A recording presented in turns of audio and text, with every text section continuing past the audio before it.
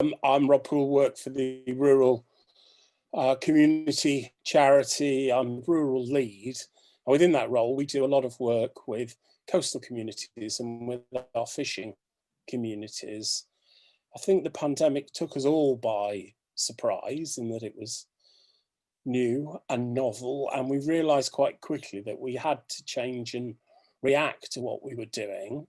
Fortunately, our funders who fund us were very good at coming up with funds to keep us going and to keep the team at full strength. So if anything, through the pandemic, we've grown in strength and numbers. In March, fisheries business were hit really hard by the impacts of COVID-19. Due to disrupted supply chains and the closure of restaurants and pubs, market prices crashed, leaving lots of fishing businesses less viable. In April and May, we supported in the writing and submitting of over 40 grant applications to the Fishmongers Rapid Response Grant Programme and the National Fisheries COVID Fund. The majority of this work was to help fishing businesses diversify to sell their catch directly to local consumers who fetch a better price for their catch.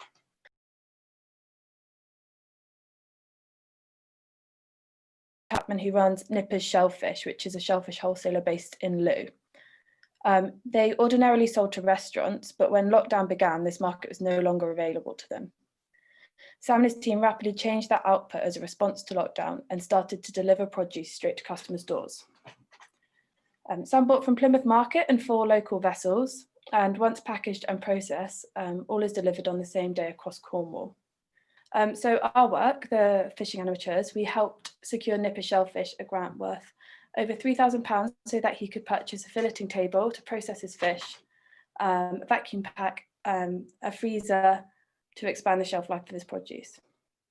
Therefore, this grant helps Sam sell to customers' doors at a time of restricted access and started delivering to over 200 households per week. In continuation with his success, supporting himself, his staff, Plymouth Market and some local vessels, he's carrying on selling direct to people's doors today. Father and son based in Falmouth who usually fish together and sell through the markets, but then because of COVID-19, they also had to diversify.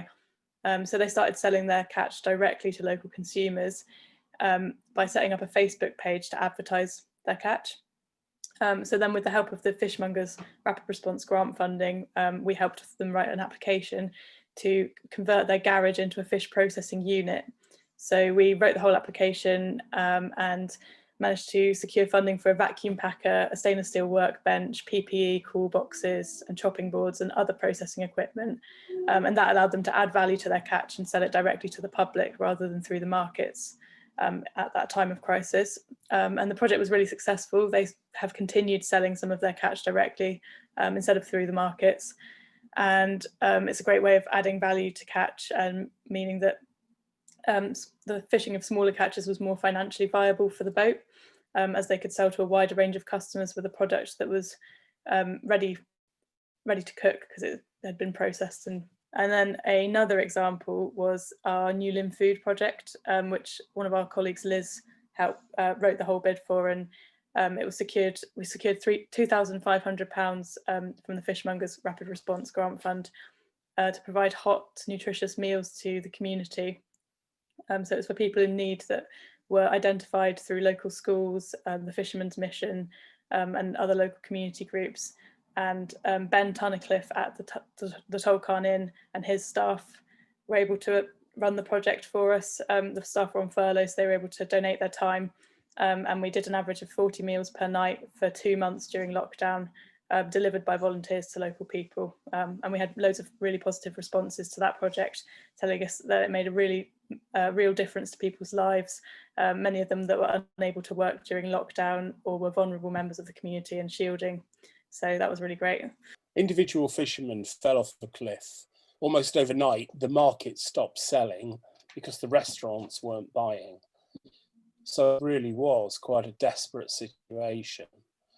And it took a while to turn them around from selling to a market where really they just got the price to having to work for their own. So the work the animators did was really good at giving them that voice and market outlet.